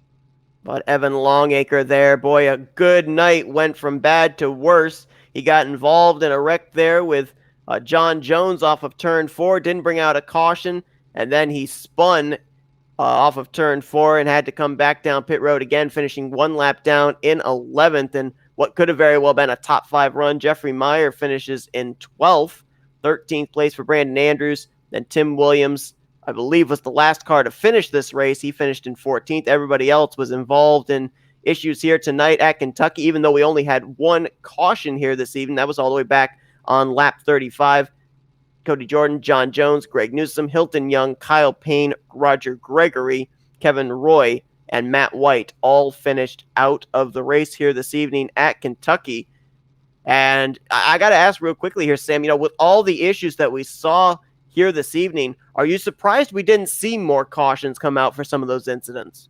Yeah, there were a couple of wrecks that I thought that iRacing would bring out just because of how completely sideways some of those cars were, but iRacing really lenient on tonight's race, and it's good to see this long green flag runs because it allowed us to see these strategies that drivers tried to pull out, and maybe they didn't work, but it was awesome to see some of these strategies. Be real interesting to see as well what the cup race holds in store for us tomorrow night. 10 laps added on to the distance that we ran this evening. And, if it's anything like we saw tonight, those drivers better get themselves ready for those long run setups. Let's get a word now with our top 3. We'll kick things off with Colleagues Racing's Carson Bowers. Carson, it's Sam and Seth up here in the Flatout Racing Network studios. You got us? Yeah, I got you. Well, it looked like you had one of the fastest cars there on the track. The problem was you just didn't have the track position. If you'd been able to be up there maybe in second place with about 30 or so odd laps to go, did you have anything, do you think, to maybe run down that 66 for the win? No, with I don't think the guys in front of me took tires, so my tire freshness would have really helped me. And it's always about those laps, and I was pushing really hard there at the end, just trying to get up to the third and catching David. So I mean, those tires probably would have got me up there. We come into this race, 6 races remaining until the playoffs begin. You had a 44-point lead over the 12th in the standings gap. How much do you think about that, or do you not let yourself think about that because it may make you have a mental mistake on track? Yeah, so coming off of a 2-week break after going on vacation, just looking at that after actually being 6th in the points, I'm pretty sure, just coming back knowing that you're close to the cutoff just is a good way to motivation to make sure you don't slip up or fall out of that cutoff. Yeah, Carson, we saw you racing. Seems like you were always by people all race long. Is with your teammate, and then it was with other drivers. How was it always being by the action all race long? Yeah, I mean, being next to everybody really helped, like David Stentini or some of those guys, just finding where they're running, where I can be better, where they're gaining on me. And then, of course, running with my teammate Evan, trying to negotiate strategy and see what we can do to win the race. Sam brought up about you being around a lot of the action. One point, you were almost too close to the action there. Talk about the incident that happened in front of you with your teammate Longacre and John Jones in the 15 coming off of turn 4. I mean, did you think you were going to get collected up in that? Yeah, that was scary. Teammate hit the wall, and then John, of course, in the 15 came right down on my nose. So big check up there. I was just hoping I didn't get caught up again, and luckily was able to get around everybody. And so we led some laps, which is pretty good after that incident. And so that's pretty nice. You bring it home with a third place run here tonight. So I think based on a lot of the drivers that were behind you in the standings, you're going to be able to continue to grow that points gap between yourself and that cutoff line here this evening. And we're going to do some shout outs now here, Carson. Yeah, I'm hoping to gain a lot of points, and all of the sponsors that sponsor the league with Rapid Fired Pizza. Jones Racing Setup came on my car this weekend, and Shorber's Racing Graphics, FSM Customs, all those guys that help us out run this league really helps. It's Carson Bowers. He brings it home third place here tonight. It's his third top 5 of the season. Congrats on a great run, and good luck next week at New Hampshire. Thank you. And let's get our second place finisher, David Santini, in here. David, it's Sam and Seth up here in the Flatout Racing Network studios. You got us? Hey, I got you. What's up, guys? I know I'm probably taking Sam's line away, but you said that you liked Kentucky last week. You're bringing home second place here tonight, though, but we saw you have some early struggles there. I mean, was there something that maybe you missed there on the setup here this evening? Yeah, I wasn't really even too happy during the week when we were working on the setup. I thought we had it pretty good, what felt okay. It never felt great. It felt okay. And then in practice before the race, I was like, man, it just felt different. I was like, I don't like this. So we're trying to make a couple small changes here and there. Nothing too crazy. Made a couple small changes. It didn't feel good to me at all during the race. I'm really surprised we even got second with it, to be honest with you. But I mean, like I always say, you still can't complain about second though. So we had a good run tonight though. You know, we saw that you laid down a lap time in qualifying, but started in the 12th position. We were kind of wondering what happened there under that qualifying effort. I just barely brushed the wall going into 1 and got a 0x. I said to Barry, I was like, man, you got the pole, but I should have had it, but it gave me that 0x, so it didn't give me the lap. Yeah, David, I mean, it seems like 2 weeks in a row, a new driver comes into the field and they take the win. Maybe that might be the issue, and it's not the fact that you're saying you like the racetrack. But, brushing the wall seemed like that was something that we were seeing a lot, and a lot of drivers were just struggling to stay with the car staying away from the wall. How hard was it to stay off of 2 and off of 4? 2 wasn't as big of a problem for me as 4 was. 4 was like just a sheet of ice. I was tight in 1, 2, and 3, and then coming out of 4, it was like you just had to hang on for dear life because it did not want to stick at all.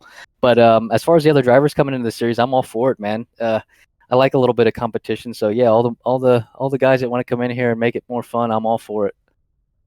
You know, obviously, David, we touched a little bit on the fact that only 2 of you guys for BJ McLeod Motorsports were racing here this evening. Logan Helton, your teammate, not in tonight's field, and he came into this race behind you by about 47 points for the overall point standings to end out the regular season. With him not racing here tonight, more than likely looks like you're going to be getting the regular season championship, those points heading into the playoffs as well. So does that help you continue to grow your confidence here? I mean, you've got 21 playoff points already accumulated with 5 races remaining. Yeah, those playoff points are huge. I mean, being able to carry that all the way through the playoffs is like the biggest thing you could have. As far as Logan, yeah, he's pretty much locked in as well. I mean, well, he has his win, so he's locked in. Our next thing to do is try to get Mr. Barry in here before the end of the season. Which how many races do we have left here before the playoffs start? We got 5 races left. Okay, yeah, so we have time to get him in. I mean, that's our main goal right now, to try to get him in, get the setups good, get him to where we all like him, but try to get him in for sure. Definitely locked in is what I'm saying. So I can tell you, coming into this race, Barry was, I believe, 12 points back from the cutoff line. A lot of drivers ahead of him had struggles, so he could be very well heading into New Hampshire already in one of those top 12 playoff positions. But we're going to let you do some shout-outs here now, Dave. yeah, no, thanks a lot, guys. I appreciate it. And then, of course, Bearing Real Estate for being on the car, Rapid Fire Pizza, Jones Racing Setup, Shorba Racing Graphics, FSM Customs, and Abiding Love Memorial Arms, and you guys over at the broadcast for doing this each and every week for us. David Santini brings home second place here tonight at Kentucky. Don't say that you like New Hampshire. We're going there next week, but we wish you luck there in New Hampshire next week anyway. Oh, thanks, guys. I've actually never raced in New Hampshire, so it's going to be my first time there. So Yeah, say those things. You got a chance. guess we'll see what happens, right? Absolutely. Well, best of luck, David. Congrats on a good run. Thanks, guys. And let's get in our race winner down in Victory Lane. TJ Crampton in his debut race goes to Victory Lane for MBM Motorsports. Travis, it's Sam and Seth up here in the Flatout Racing Network studios. You got us? I gotcha. I mean, I've raced against you before in NR, but man, you put on a dominating performance here tonight on the iRacing sim. How did it feel out there in that 66 leading all those laps?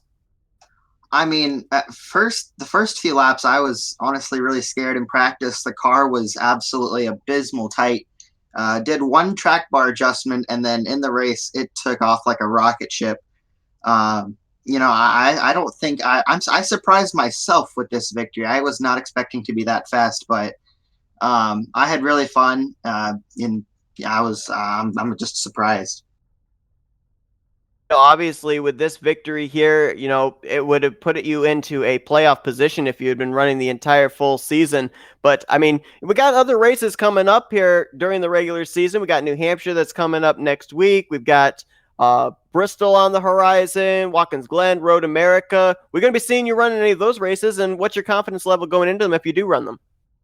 I mean, I plan on running at least half of the schedule that's left, maybe more, depends on my schedule. But yeah, I'm really excited to run the most of the season that's coming up, and I think I'm going to be pretty confident. I've just been running the setup that Jake has been putting out in Discord, and apparently it's working. Yeah, I mean, it looked like it was running great there, TJ. And I got to say, though, out there looked like you guys were on an ice rink sometimes, just how loose some drivers were looking. How was the car for you? I mean, during the first run, when it was sunny, it was pretty good in 1 and 2. And then off of 4, it was an ice rink. And then once the sun went down, it stuck to the track like glue. It was like PJ1 was on the track, but iRacing doesn't have that. It was like, I don't know how to explain it. It was stuck to the track so much once darkness came, and it just really helped my car. We saw a lot of drivers utilize different lanes, especially on the longer run through 3 and 4. Was there any particular lane that you particularly wanted to run there on the short run and then on the long run, or were you pretty much committed to the exact same line all the way through your run? For most of the run, it was on the bottom.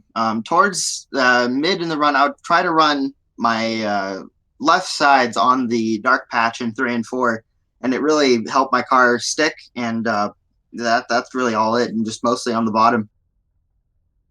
TJ, obviously, a great way to make your debut here in the Rapid Fire Pizza National Series. You come in, you take the checkered flag in your debut race, and we're going to let you do some shout-outs now. Yeah, I just got to thank all the series sponsors, Rapid Fire Pizza, Jones Racing Setups, Shorba's Racing Graphics, FSM Customs, and Abiding Love Memorial Urns, and you guys for broadcasting, and Jacob for putting setups in Discord, because without those setups, I don't think I would have been nearly as fast as I was today. You were fast, no doubt about it. TJ Crampton's your winner here tonight at Kentucky. Go enjoy your victory. I will, man. And so another race is in the books. 5 races remaining here for the regular season, Sam. And like we said, just before TJ Crampton took that checkered flag, with the fact now that we've got 2 drivers that aren't going to be eligible to battle for the Rapid Fire Championship, took the checkered flag in back-to-back weeks, it's putting more and more pressure on drivers to try and point their way into the playoffs. Yeah, it's putting pressure on them to point their way in, but it's also kind of helping them in a way to slow down Santini and as well as Helton from getting more bonus points from winning these races. So those are the few things that you can be excited about with seeing some of these new drivers emerging and really making the competition a lot better for us to watch and not just making it the BJ McLeod guys dominating show. Absolutely. Let's look forward to next week. New Hampshire, not a whole lot of banking. They call it the Magic Mile, and to my knowledge, another one of those tire killers. So do we end up seeing a lot of what we saw here tonight, or do we see the field get really spread out when we get there next week? I'm kind of expecting to see the field kind of spread out a lot more at New Hampshire. Yes, it's going to be a tire killer, but New Hampshire is a lot more of a technical track than what we were seeing here at Kentucky, and I'm excited to see if Santini can get back into his winning ways, or if we're going to see another newcomer come into and emerge and possibly get a win next week.